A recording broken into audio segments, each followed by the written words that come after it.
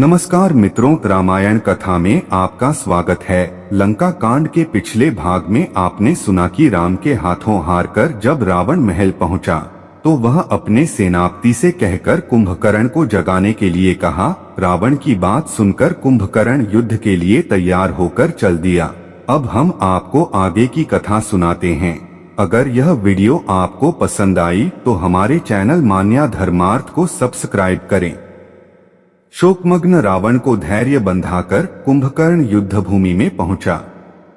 स्वर्ण कवच से सुसज्जित कुंभकर्ण ने हाथों में विद्युत के सदृश प्रकाशित भयानक भगवान शिव का त्रिशूल उठा रखा था।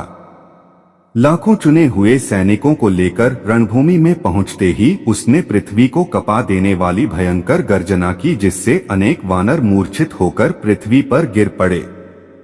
इस विशाल पर्वताकार पराक्रमी राक्षस को देखकर साधारण वानरों की तो बात ही क्या, नल, नील, गवाक्ष तथा कुमुद जैसे पराक्रमी योद्धा भी भयभीत होकर रणभूमि से पलायन करने लगे।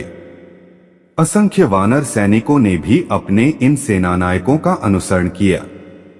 अपनी सेना को इस प्रकार प्राणों के भय से भागते देख युवराज अंगद ने ललकार कर कहा, हे वानरों, क्या इस प्रकार शत्रु को पीठ दिखाना तुम्हें शोभा देता है? तुम जैसे वीरों को भी प्राणों का मोह सताने लगा। धिक्कार है तुम्हें और तुम्हारी वीरता को। जिस कुंभकर्ण को देखकर तुम भाग रहे हो, क्या वह कोई असाधारण योद्धा है? मांस मदिरा का सेवन करके उसका शरीर फूल गया है। वह तो बड़ी सरलता से मारा जाएगा।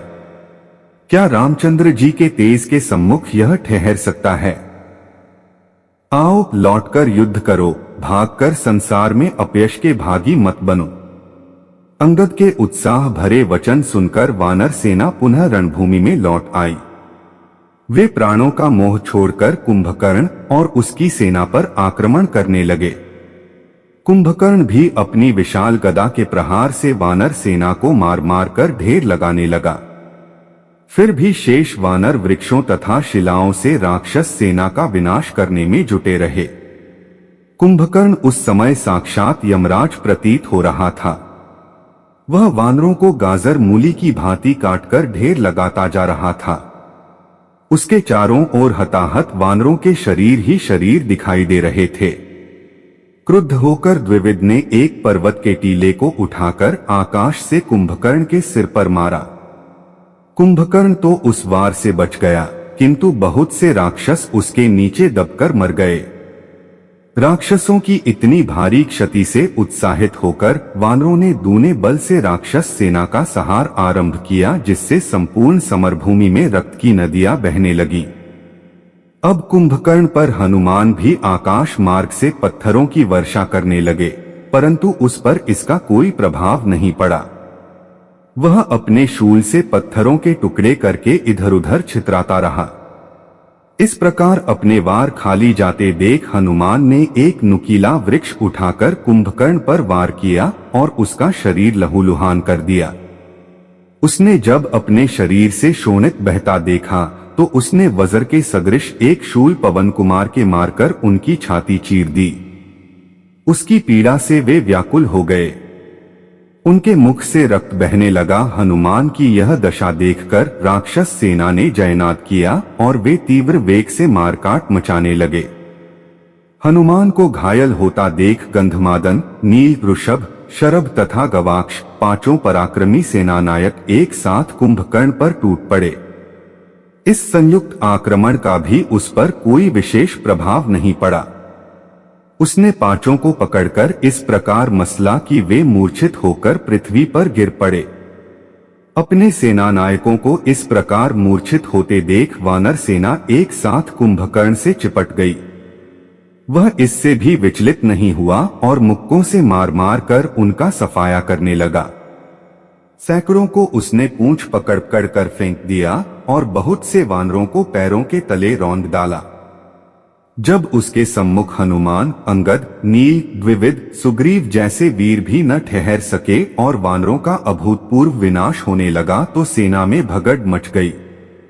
उन्होंने रामचंद्र जी के पास जाकर गुहार की, हे रघुवीर, कुंभकर्ण ने हमारी सेना को तहस-नहस कर दिया है। हमारे बड़े बड़े सेनापति घायल हो गए हैं। वह यमराज की भांति हमारी सेना का घोर विनाश कर रहा है। ऐसा प्रतीत होता है कि वह हमारी संपूर्ण सेना को नष्ट कर डालेगा। इसलिए हम आपकी शरण में आए हैं। अब आप ही कुछ कीजिए, अन्यथा आज हमारी सेना का नामो निशान नहीं बचेगा। अपनी सेना की दुर्दशा का वृतांत सुनकर लक्ष्मण का मुख क्रोध से रक्तवर्ण हो गया। वे राम की अनुमति लेकर कुंभकर्ण से युद्ध करने के लिए चले। उनके पीछे पीछे वानर सेनापति भी जयघोष करते हुए चले। अपने सम्मुख लक्ष्मण को देखकर कुंभकर्ण ने हर्षनाद करते हुए कहा, लक्ष्मण, मुझसे युद्ध करने का तुम्हारा साहस देखकर मैं प्रसन्न हुआ। तुम अभी बालक हो और मैं तुम्हारा वध नहीं करना चाहता। तुम लौट जाओ और राम को भेजो, मैं उसका ही वध करूंगा। इस प्रकार से लक्ष्मण का निरादर करके कुंभकर्ण उस ओर दौड़ा जहां राम खड़े थे। कुंभकर्ण को अपनी ओर आते देख वे उस पर रौद्र अस्त्रों से प्रहार करने लगे। जब इन अस्त्रों का उस पर कोई प्रभाव न पड़ा तो उन्होंने मयूर पंखों से सुसज्जित तीक्ष्ण बाण छोड़कर उसकी छाती फाड़ दी। इसकी पीड़ा से वह व्याकुल हो गया। उसके हाथों से गदा तथा अन्य अस्त्र छूटकर पृथ्वी पर गिर पड़े। जब रामचंद्र जी के आगे उसकी एक न चली तो वह खिसियाकर मुक्कों, लातों और थप्पड़ों से वारों को मारने लगा। इस पर श्री राम ने उसे फिर ललकारा और तीक्ष्ण बाणों से उसके शरीर को छलनी कर दिया। तब कुपित होकर कुंभकर्ण ने पृथ्वी से एक भारी शिला उठाकर रामचंद्र जी पर फेंकी, जिसे उन्होंने 7 बाण मारकर चूर चूर कर दिया। फिर तीक्ष्ण नोक वाले 3 बाण छोड़कर उसका कवच तोड़ डाला। कवच के टूटते ही वानरों ने फिर उस पर धावा बोल दिया। उनसे घायल होकर वह क्रोध में इतना पागल हो गया कि उसे अपने और पराये का भी ज्ञान न रहा। उसने वानरों और राक्षसों सभी को मारना आरंभ कर दिया। कुंभकर्ण की यह दशा देखकर राम ने उसे फिर ललकार कर कहा, अरे राक्षस, उन सैनिकों से क्या उलझ रहा है? इधर आकर मुझसे युद्ध कर। राम की ललकार सुनते ही कुंभकर्ण सामने आकर बोला, हे राम, बहुत समय से मैं तुम्हारा वध करना चाहता था। आज सौभाग्य से तुम मेरे सम्मुख आए हो। मैं खर, दूषण, विराध का कबंध नहीं हूं, मैं कुंभकर्ण हूं। मुझे अपने बल का परिचय दो। कुंभकर्ण की ललकार सुनकर रामचंद्र जी ने अनेक अग्निबाण एक साथ छोड़े, परंतु उन्हें कुंभकर्ण ने मार्ग में ही नष्ट कर दिया। इस पर उन्होंने वायव्य बाण छोड़कर उसकी एक भुजा काट डाली। भुजा कटने पर क्रोध और पीड़ा से गर्जता हुआ भी वह वानरों का सहार करने लगा। इस भीषण मारकाट से भयभीत होकर वानर त्राहिमाम त्राहिमाम कहते हुए रामचंद्र जी के पीछे जाकर खड़े हो गए। तब रामचंद्र जी ने ऐन्द्र नामक बाण से उसकी दूसरी भुजा भी काट डाली। फिर उन्होंने अर्धचंद्राकार बाणों से उसके दोनों पैर काट डाले। इससे वह भयंकर शब्द करता हुआ पृथ्वी पर गिर पड़ा। तब उन्होंने इंद्र द्वारा दिया हुआ सूर्य की किरण की भांति जाज्वल्यमान ब्रह्मदंड नामक बाण छोड़ा, जो कुंडलों से युक्त कुंभकर्ण के मस्तक को काटकर आकाश में उड़ा और फिर उसे पृथ्वी पर गिरा दिया। कुंभकर्ण के मरते ही वानर सेना में हर्ष की लहर दौड़ गई। उनके जयनाद ने संपूर्ण लंकापुरी को थर्रा दिया। कुंभकर्ण के मरने के पश्चात राक्षसों ने रावण को जाकर दुखद संवाद सुनाया। कुंभकर्ण की मृत्यु का समाचार सुनकर रावण मूर्छित हो पृथ्वी पर गिर पड़ा। नरांतक, देवांतक, त्रिशिरा आदि राक्षस भी अपने चाचा की मृत्यु का समाचार सुनकर रोने लगे। जब रावण की मूर्छा भंग हुई तो वह विलाप करके रोने लगा, हाय, आज मैं भाई को खोकर बिल्कुल असहाय हो गया। जिस कुंभकर्ण के नाम से देवदानव तक थर्राते थे, वह वीर आज मनुष्य और वानरों के हाथों मारा गया। तुम्हारे बिना आज यह राज्य मेरे किस काम का? तुमने ठीक ही कहा था कि मैंने विभीषण की बात न मानकर भूल की थी। हाँ कुंभकर्ण, तुम मुझे अकेला क्यों छोड़ गए? बिना भाई के यह जीवन भी कोई जीवन है? मैं तुम्हारे बिना अब किसके भरोसे जीऊंगा? इस प्रकार विलाप करते हुए वह फिर मूर्छित हो गया।